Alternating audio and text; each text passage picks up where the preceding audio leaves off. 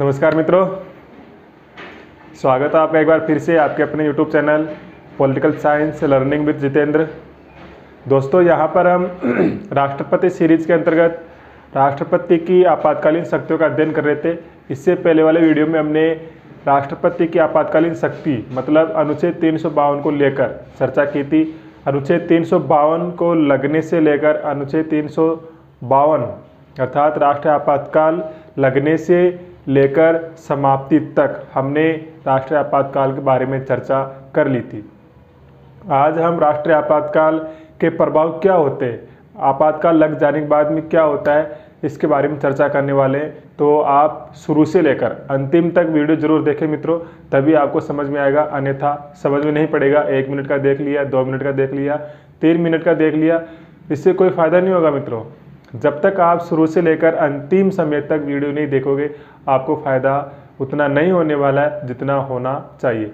तो मित्रों, शुरू करते हैं आज की क्लास। इसके अंदर हम पढ़ेंगे राष्ट्रीय आपातकाल लग जाने पर क्या क्या प्रभाव होते हैं। तो यहाँ पर मैं लिखता हूँ राष्ट्रीय आपातकाल के प्रभाव। राष्ट्रीय आपातकाल के प्रभाव क्या होता है मित्रों? आपातकाल लग जाने पर संघ की कार्यपालिका शक्ति, संघ की कार्यपालिका शक्ति का विस्तार राज्य की कार्यपालिका शक्ति तक हो जाता है। का विस्तार राज्य की कार्यपालिका शक्ति तक हो जाता है। संघ की कार्यपालिका शक्ति का विस्तार राज्य की कार्यपालिका शक्ति तक हो जाता है। इस बात का प्रावधान करता है हमारे संविधान का अनुच्छेद 354। अर्थात यहाँ पर जैसे ही आपातकाल लागू होता है तो संघ सरकार को इस बात का अधिकार प्राप्त हो जाता है कि वो राज्य की कार्यपालिका शक्ति पर भी कानून बना सके। तो यहाँ पर आपको ध्यान में रखना है, आपातकाल के दौरान संसद राज्य कार्यपालिका राज्य सूची के विषयों पर भी कानून बना सकती है। ठीक है, आगे आपातकाल लागू हुआ। आपातकाल के दौरान, आपातकाल के दौरान क्या होगा? लोकसभा जो होती है हमारी, लोकसभा के कार्यकाल, लोकसभा के कार्यकाल को एक बार में 1 वर्ष के लिए बढ़ा सकते हैं। यानी कि आपातकाल लागू हो गया, आपातकाल लागू हो गया और आपातकाल के दौरान, आपातकाल के समय हम किसी कारण से लोकसभा का चुनाव नहीं करवा पा रहे हैं, तो ऐसी कंडीशन में उस आपातकाल के दौरान हम जो लोकसभा वर्तमान में चल रही है उसी के कार्यकाल को, कार्यकाल पूर्ण होने के बाद भी उसी के कार्यकाल को अगले 1 वर्ष के लिए बढ़ा सकते हैं। और यदि उस अगले 1 वर्ष के अंदर अंदर हमने चुनाव नहीं करवाया, फिर भी चुनाव नहीं हो पाया, तो फिर उस 1 वर्ष के बाद में फिर से लोकसभा कार्यकाल बढ़ाया जा सकता है। इस प्रकार से जब तक आपातकाल रहेगा तब तक लोकसभा कार्यकाल 1-1 वर्ष करके बढ़ाया जा सकता है। तो आपको ये ध्यान में रखना है, और इस बात का प्रावधान करता है हमारे संविधान का अनुच्छेद 83। ठीक है मित्रों, और क्या होता है? आपातकाल के दौरान, आपातकाल के दौरान मौलिक अधिकार निलंबित हो जाते हैं। मौलिक अधिकार निलंबित हो जाते हैं। जैसे ही आपातकाल लागू हुआ, हमारे आपातकाल के दौरान हमारे मौलिक अधिकार निलंबित हो जाते हैं। अनुच्छेद 359 इस बात की व्यवस्था करता है। आपातकाल लागू होने पर हमारे मूल अधिकार ऑटोमेटिकली निलंबित नहीं होते। जब तक राष्ट्रपति हमारे आपातकाल के दौरान हमारे मूल अधिकारों को निलंबित करने संबंधी आदेश जारी नहीं करेंगे तब तक हमारे मूल अधिकार जो है वो निलंबित नहीं होंगे। अर्थात मैं यह कहना चाह रहा हूँ कि आपातकाल के दौरान राष्ट्रपति अपने आदेश के जरिए हमारे मूल अधिकारों को कुछ समय के लिए निलंबित कर सकते हैं। इस बात का प्रावधान करता है हमारे संविधान का अनुच्छेद 359। ठीक है मित्रों।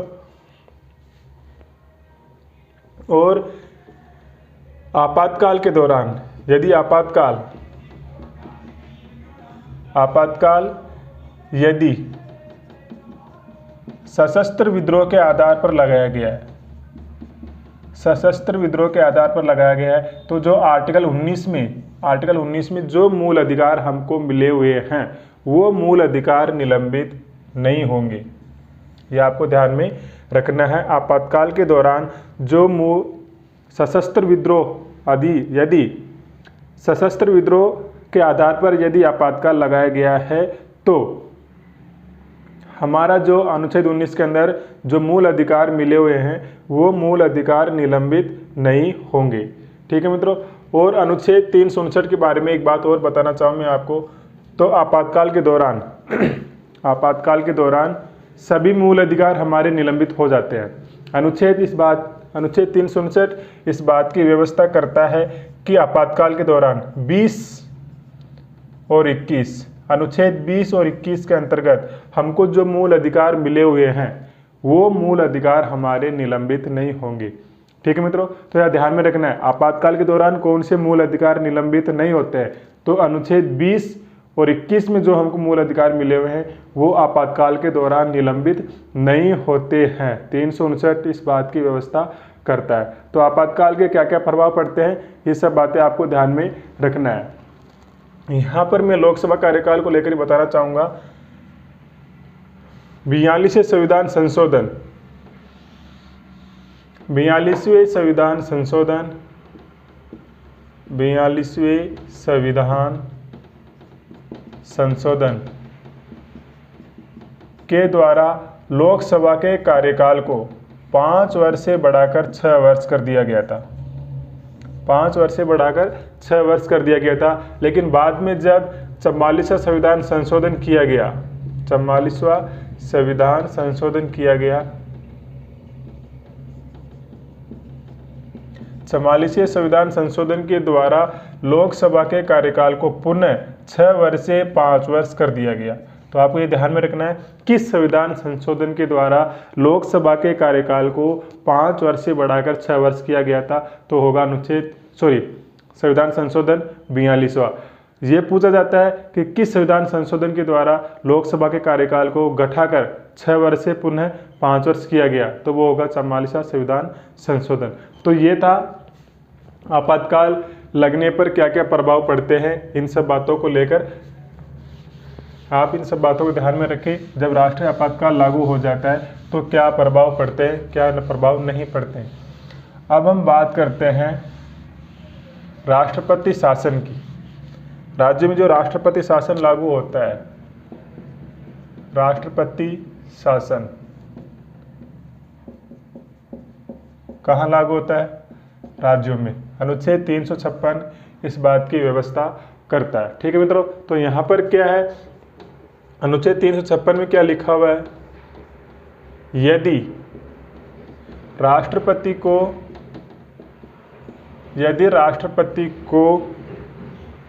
राज्यपाल के प्रतिवेदन से अथवा अन्य किसी कारण से यह महसूस हो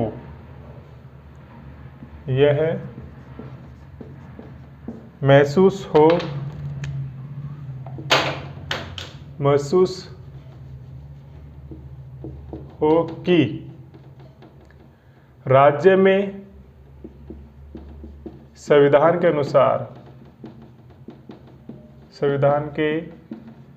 अनुसार शासन नहीं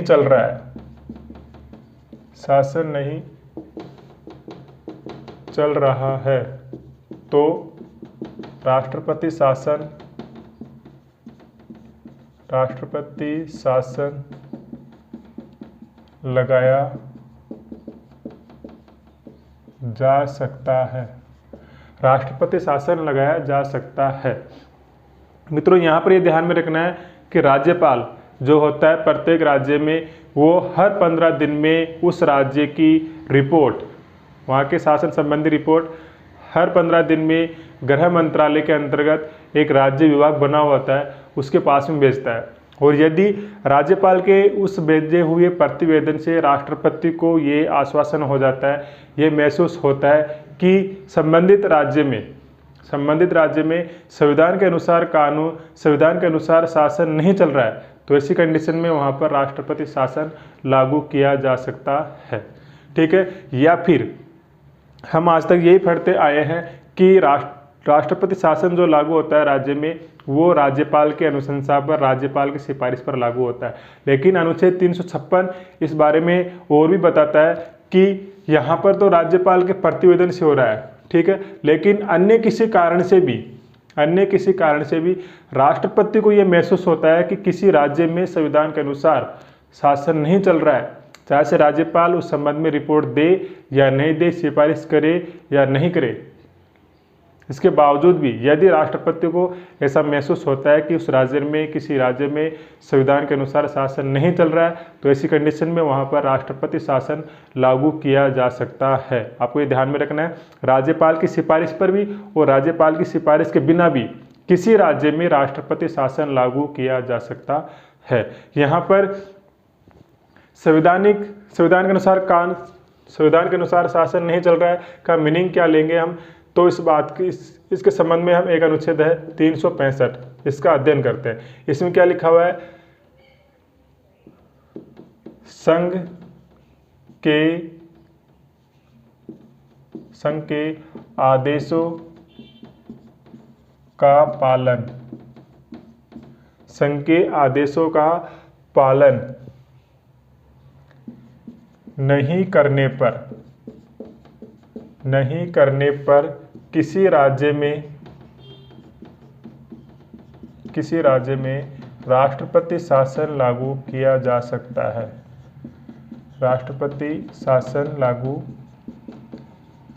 किया जा सकता है। मतलब इसका मीनिंग आप समझने का प्रयास करना। संघ के आदेशों का पालन नहीं करने पर, मतलब संघ सरकार ने, संसद ने कोई कानून बनाया है और कल को राजस्थान सरकार कहती है कि हम संघ सरकार के इस कानून को लागू नहीं करेंगे, हमारे यहाँ पर संघ सरकार के इस कानून को हमारे यहाँ पर लागू नहीं करेंगे, तो सीधी सी बात है, यहाँ पर अनुच्छेद 365 संघ सरकार को इस बात का आदेश देता है कि आप ऐसा मान सकते हो कि उस राज्य में संविधान के अनुसार शासन नहीं चल रहा है, क्योंकि 365 इस बात का स्पष्ट प्रावधान करता है कि राज्य सरकारों को संघ सरकार के आदेश मानने होंगे। संघ सरकार जो नियम बना रही है, संघ सरकार उनके संबंध में जो आदेश जारी कर रही है वो उनको मानने होंगे। और यदि कोई राज्य संघ सरकार के आदेशों को नहीं मानता है, तो ऐसी कंडीशन में वहाँ पर राष्ट्रपति शासन लागू किया जा सकता है। जैसे अभी कोरोना काल चल रहा है, कोरोना काल में प्रत्येक राज्य संघ सरकार के आदेशों का पालन कर रहा है। संघ सरकार, केंद्र सरकार जैसे जैसे एडवाइजरी उनको जारी कर रही है, उसके अनुसार ही सभी राज्य अपना कार्य कर रहे हैं। अगर स्कूलें नहीं खुल रही है तो भी संघ सरकार, केंद्र सरकार की एडवाइजरी के अनुसार ही राज्य सरकारें काम कर रही है। अगर कोई भी इसी दौरान भी यदि कोई राज्य केंद्र सरकार की एडवाइजरी को नहीं मानता है, उसकी सलाह के अनुसार कार्य नहीं करता है, तो ऐसी कंडीशन में वहाँ पर ये माना जाएगा कि उस राज्य में संविधान के अनुसार शासन नहीं चल रहा है और वहाँ पर राष्ट्रपति शासन लागू किया जा सकता है। तो आपको ये ध्यान में रखना है 365 का अध्ययन। ठीक है मित्रों, और आगे हम एक अनुच्छेद की ओर चर्चा करेंगे, अनुच्छेद 355 की। इसको ये आपातकाल जो लागू होता है राज्य में, उसको समझने के लिए अनुच्छेद 355 भी अनिवार्य है। आर्टिकल 355 ये क्या कहता है, ये संघ सरकार के उत्तरदायित्व, संघ सरकार के उत्तरदायित्व के बारे में बताता है। संघ सरकार के क्या उत्तरदायित्व है, क्या जिम्मेदारी है, इन सब बातों का उल्लेख करता है अनुच्छेद 355। क्या क्या लिखा है इसके अंदर? संघ सरकार का दायित्व होगा, संघ सरकार का दायित्व होगा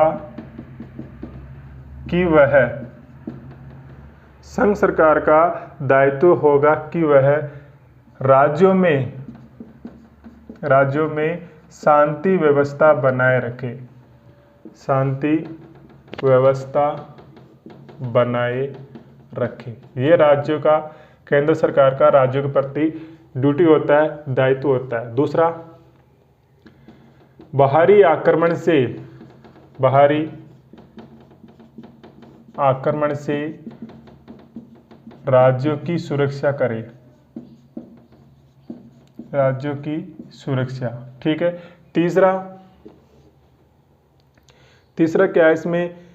सभी राज्यों में संविधान के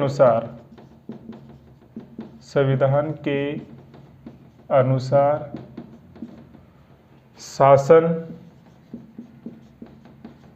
चले, इसकी सुनिश्चितता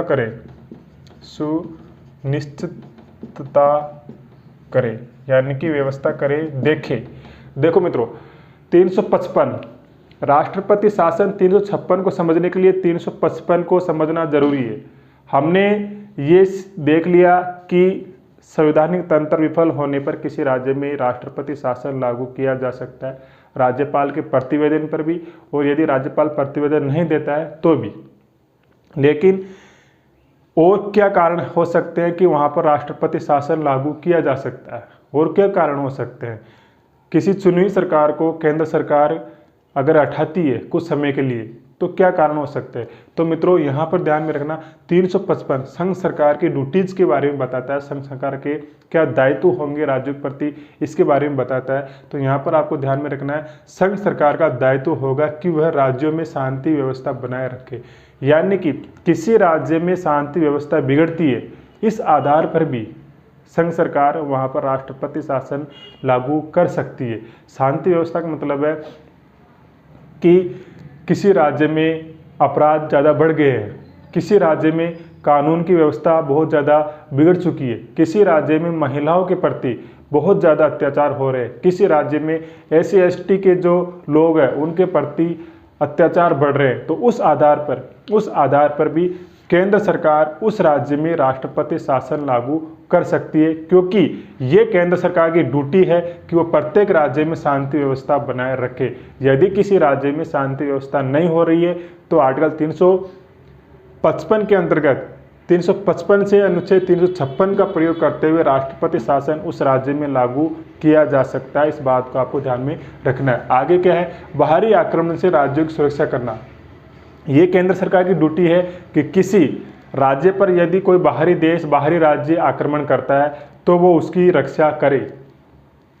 ऐसी कंडीशन में रक्षा कैसी होगी? जब तक राज्य की मशीनरी, राज्य की कार्यपालिका, राज्य की सारी व्यवस्था केंद्र सरकार के हाथ में नहीं होगी, तब तक केंद्र सरकार उस राज्य की सुरक्षा नहीं कर सकती। ऐसी कंडीशन में उस राज्य की सुरक्षा करने के लिए बाहरी आक्रमण से राष्ट्रपति शासन उस राज्य में लगाना होगा। तो इस आधार पर भी राष्ट्रपति शासन किसी राज्य में लगाया जा सकता है। इस बात का आप ध्यान में रखें। दूसरा क्या है? ये हमने पढ़ लिया है, सभी राज्यों में संविधान के अनुसार शासन नहीं चले, शासन चले इसकी सुनिश्चितता करें। सभी राज्य केंद्र सरकार के बताए हुए आदेश के अनुसार, बताए हुए निर्देशों के अनुसार शासन चलाए, अपनी मनमर्जी से कुछ भी ना करे, जैसा जितना केंद्र सरकार कहती है उसके अनुसार वो कार्य करे। यदि किसी राज्य में संविधान के अनुसार, संविधान के प्रावधान के अनुसार शासन नहीं चल रहा है तो इस आधार पर भी किसी भी राज्य में राष्ट्रपति शासन लागू किया जा सकता है। तो आपको ये ध्यान में रखना है, राष्ट्रपति शासन लागू होता है 356 संवैधानिक तंत्र विफल होने पर हम ये पढ़ते आए हैं। और राज्यपाल प्रतिवेदन देता है, राज्यपाल सिफारिश करता है, तभी किसी राज्य में राष्ट्रपति शासन लागू होता है। इस बात को हम पढ़ते आए हैं। लेकिन 356 इस बात का स्पष्ट प्रावधान करता है कि राज्यपाल प्रतिवेदन नहीं दे, राज्यपाल प्रतिवेदन नहीं दे और अन्य किसी कारण से भी राष्ट्रपति को यदि ये महसूस होता है। राष्ट्रपति को महसूस होने का मतलब है दोस्तों यहाँ पर मंत्रिपरिषद को, संघ सरकार को महसूस होना, उसकी सिफारिश पर किसी राज्य में राष्ट्रपति शासन लागू होता है। तो यहाँ पर हम 356 की बात करेंगे, 356 में जो लिखा हुआ है उसकी, तो राष्ट्रपति को अन्य किसी कारण से भी यदि ये महसूस होता है कि उस राज्य में संविधान के अनुसार शासन नहीं चल रहा है, सही ढंग से शासन नहीं चल रहा है, तो भी बिना राज्यपाल की सिफारिश के भी वहाँ पर राष्ट्रपति शासन लागू किया जा सकता है। इस बात को आप ध्यान में रखें। संवैधानिक प्रावधानों के अनुसार, संविधान में क्या लिखा हुआ है उसके अनुसार यदि हम पॉलिटिकल साइंस को पढ़ने का प्रयास करेंगे तो मित्रों पूरा विश्वास है मुझे, आपको सब कुछ सही से समझ में आएगा। बजाय किसी गाइड से पढ़ने के बजाय हम संविधान में जो लिखा हुआ है उस बातों को समझने का प्रयास करें। गाइड में सब चीज़ें नहीं है। अब तक मैं पूरे विश्वास साथ में कह रहा हूँ, सभी लोग कम से कम 90% पढ़ने वालों को यही पता है कि राज्यपाल की सिफारिश पर ही राष्ट्रपति शासन लागू होता है राज्यों में, लेकिन अन्य किसी कारण से भी लागू हो सकता है। राज्यपाल सिफारिश नहीं करे तो भी राष्ट्रपति शासन लागू हो सकता है, इस बात का हमको पता नहीं था। 356 इस बात का स्पष्ट रूप से प्रावधान करता है। आप दोस्तों आगे जो वीडियो होगा, ये वीडियो आज यहीं तक रहेगा। आगे जो वीडियो होगा उसमें मैं आपको और भी इंटरेस्टिंग बात राष्ट्रपति शासन को लेकर बताने वाला हूँ। केंद्र सरकार दिल्ली में किस प्रकार पे, किस आधार पर राष्ट्रपति शासन लागू करती है, पुडुचेरी में कैसे लागू होता है, राज्यों में कैसे होता है, 356 क्या होता है, इसके बारे में और हम विस्तार से बात करने वाले हैं नेक्स्ट वीडियो में। ठीक मित्रों, तो आप वीडियो को लाइक करें, शेयर करें और कमेंट्स करना ना भूलें मित्रों। ठीक है मित्रों, तो मिलते हैं नेक्स्ट वीडियो में। तब तक के लिए जय हिंद, जय भारत, जय संविधान।